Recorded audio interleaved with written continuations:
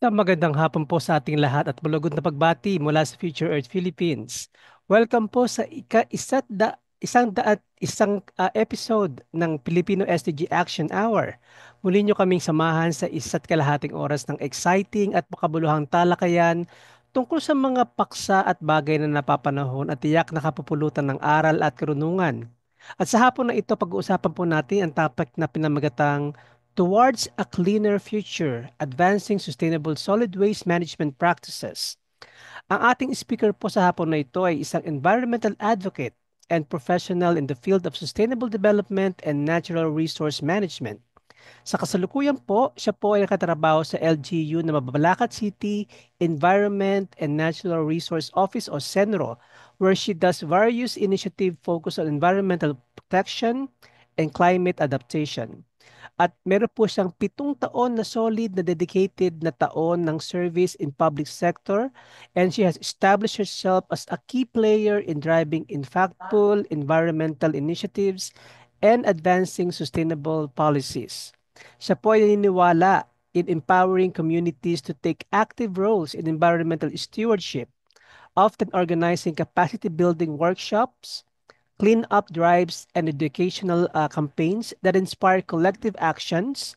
And she also envisions a future where environmental sustainability is at the heart of policymaking and community development, ensuring a balanced coexistence between people and nature for the generations to come.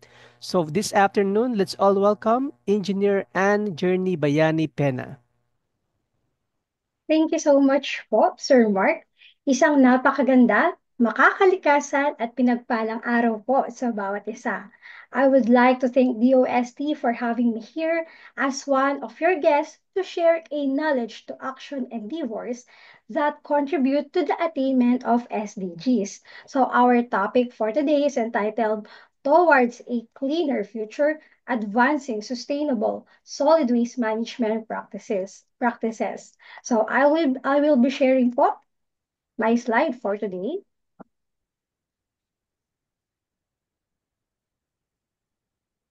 First, I would like to ask, okay lang po ba yung aking PowerPoint presentation? Nakikita na po ba siya? Paki-heart po o kaya thumbs up po tayo sa React. Ayun. So, thank you so much po for your for the heart and the thumbs up react. So, ang sabi nga po natin, we have to advance sustainable solid waste management practices in order to achieve a cleaner future. So, as shown dito ho sa picture, that our Mother Earth needs a hand for us, no po, for it to be saved. So, what can we do? Let us be part of the sustainable solid waste management practices, which contributes to the Sustainable Development Goals number 3, the good health and well-being. Number 6, clean water and sanitation. Number 11, sustainable cities and communities. Number 12, responsible consumption and production. Number 13, yung pong climate action. Number 14, the life below. And number 15, the life on land. So first, let us identify what is solid waste. Solid waste are discarded household and commercial waste, non-hazardous institutional and industrial waste, street sweepings, construction debris, agricultural waste, other non-hazardous and non-toxic solid waste. So these are some of the factors that contribute to the solid waste problem. The population growth, the rapid urbanization, public indifference, changing lifestyles, and consumption patterns.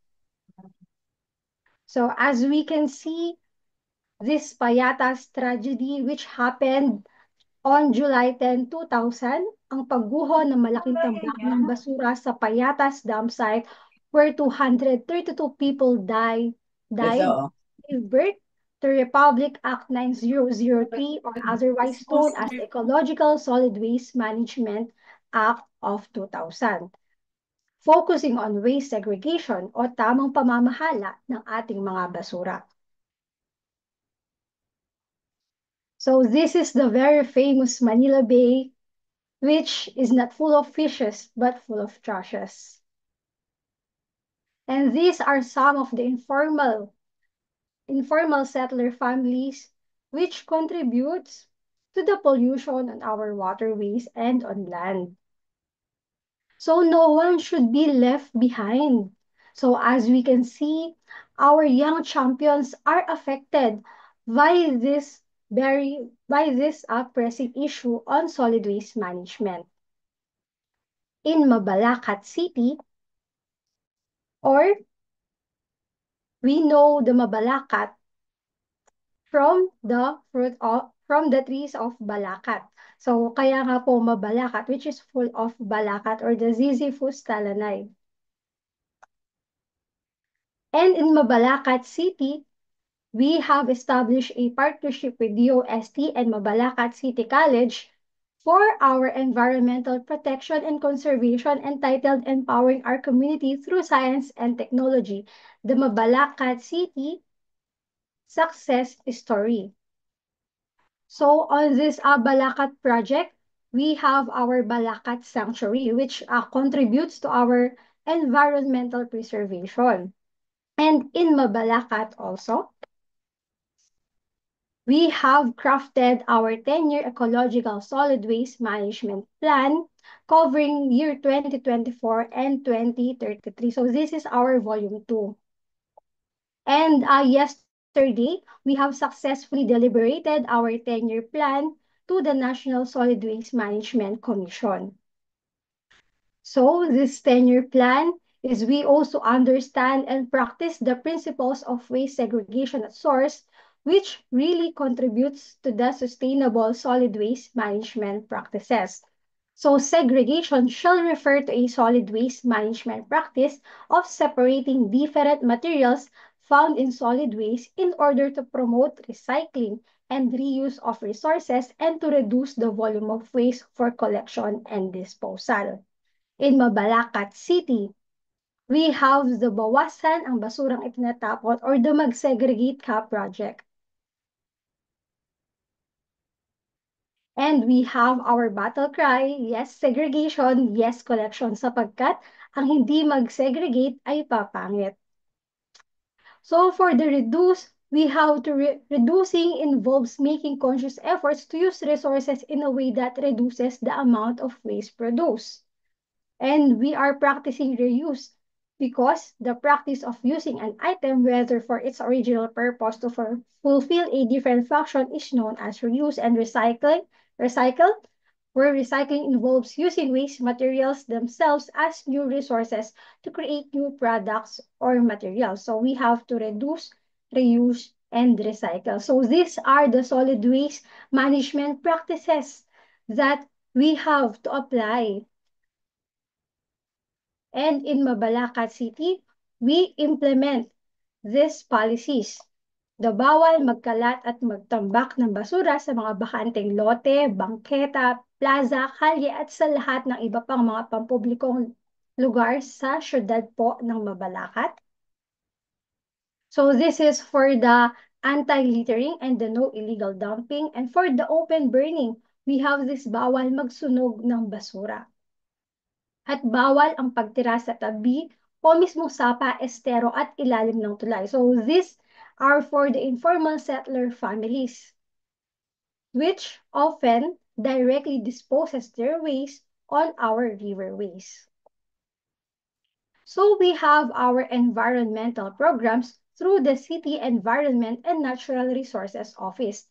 This is the Aling Tindera Plastic Palit Pera, the RJAM Plastic Palit Liquid Detergent, the Republic Cement, and Holcim Geocycle Plastic Palit Cemento programs, the Clean Up Drives, the Information, Education, and Communication Campaign, and the Tree Planting or the Arbor Day activity.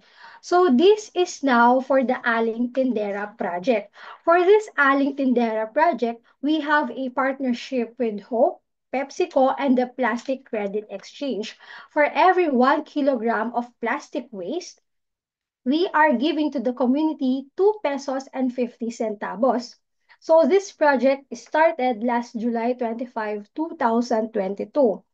Based on our data, From January to October 2024, we have collected or we have diverted 661,636.2 kilograms of plastic waste, which is equivalent to 1,654,065 pesos and 53 centavos. So this money was directly given to our community. And then next, for this Arjun plastic palette liquid detergent, for the plastic palette cemento, we are establishing a program now entitled Mabalakenyan Ko, Disiplinado Ko. So, we we are encouraging every Mabalakenyan to be a part of the War on Waste or the WOW community, in order to be responsible in our own solid waste management practices at source. So on this WOW project, we have developed the WOW School Program. The WOW program is a school solid waste management program which aims to divert and recover plastics and Tetra Paks from schools. And this is as per the Section 55 of RA 9003 and Section 56 of the same law. So we have coordinated to the Department of Education in order for this WOW project to be realized. And these are our accepted materials: the sachets, the candy or the biscuit wrappers, the labels, the styrofoam, the malalambot na plastics, junk food plastics, plastic cups, plastic bags or labo, the PET bottles, tarpaulins, cigarette foil and carton, and the straw, and the Tetra Paks. So these are the waste materials that we are accepting on our WOW project.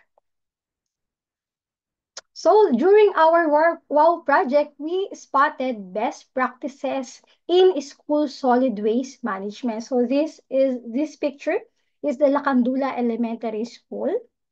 And this is from the Doña Asuncion Lee Integrated School of Mabalacat City. So as we can see, we are encouraging our young champions. We have our youth empowerment on environment protection and solid waste management, because we aim the participation of our stakeholders. And we also have partnership with Mabalacat City College. And this is for the river restoration program with solid waste management component. So these are the best practices of our city. And we also inspect our establishments. We inspect their solid waste management practices, their liquid waste management practices, and other environmental laws, their compliance to environmental laws. And we are also conducting IEC activities. These are in forms of focus group discussions. And we also have our social media pages in order for our citizens to always be updated. We are also conducting cleanup drives. Yan. Even our mayor, no po, ay sumasama sa mga cleanup drives. Lagi nga po naming sinasabi, marami na po kaming mga nalinis, pero marami pa ring lilinisin. Kailangan po kasi ang bawat isa sa atin ay mag-take part sa solid waste management practices. Sapagkat lagi nga po natin sinasabi, no po, lahat tayo ay kasali. So let us do this together. Because sabi nga po, for my conclusion, in Psalms 24:1, the earth is the Lord's and everything in it, the world and all who live in it.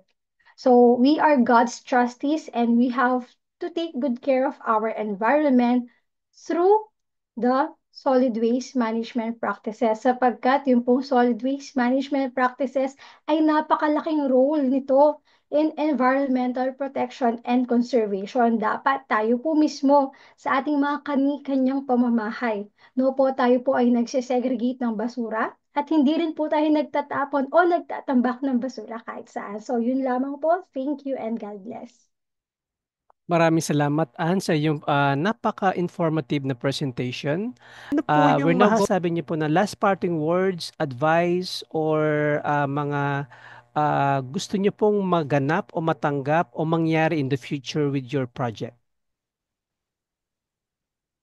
Ang gusto ko lang pong i-request sa bawat isa, let us do our part in taking good care of our environment because we only have one earth and we have to protect it. Yun lang po. Thank you. Ako maraming salamat po, Miss Anne. So, totoo lang kayo po ay magiging effective na spokesperson po ng senor po ng ng inyong LGU. At tulad nga po ng sinabi ni Miss Anne, isa lang po ang ating Earth. So let's do our best to our individual task para po ma-achieve po natin yung kabuuan po ng ating gustong purpose. So sabi ko nga po kanina, ito po ay isang problema na hindi lang po kayang lutasin ng isang discipline. Ito po ay interdisciplinary at malaking bagay po sa paglutas po ng problema natin sa basura and waste management ay behavior. So let's change our behavior so that we can achieve our goals. So for now, maraming salamat po sa pagsama po sa amin ngayong hapon at muli po tayong magkita sa mga susunod pong episode ng the Filipino SDG Action Hour. And you all have a great weekend and advance Merry Christmas. Thank you po.